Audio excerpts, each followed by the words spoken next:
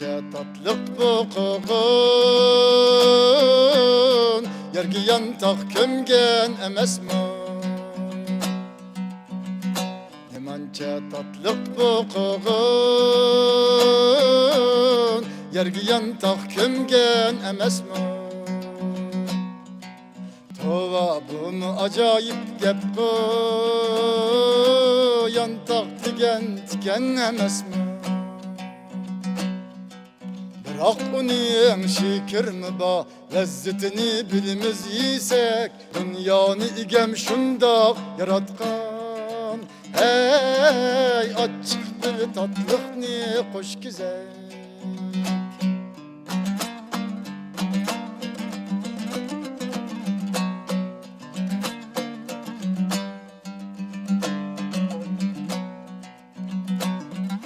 Seksen halçı sözlep duruptu, kılıp delilge Lokman ne güva.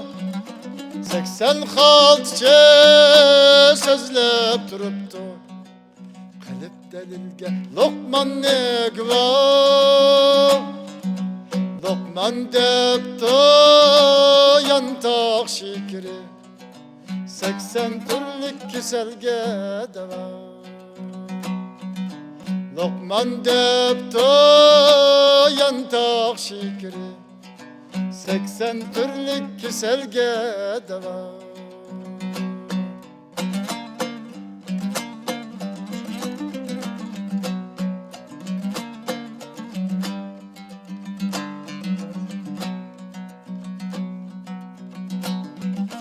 Lokman yine şundak deptimiş, men bimarga aman yardımde.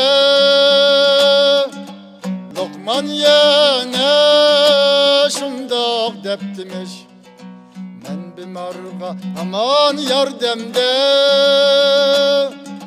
Tatlık üstüme açıktın kıçıp, zehir mu var isil melhemde.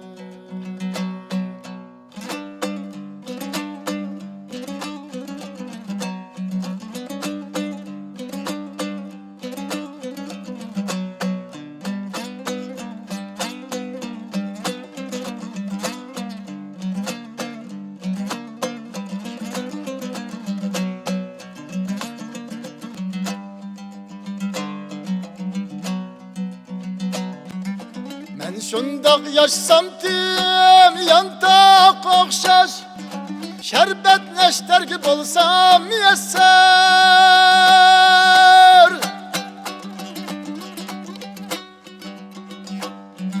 Fazilet ehlige şerbet bekşetip, zuguylar bağrığı sancısam neşter.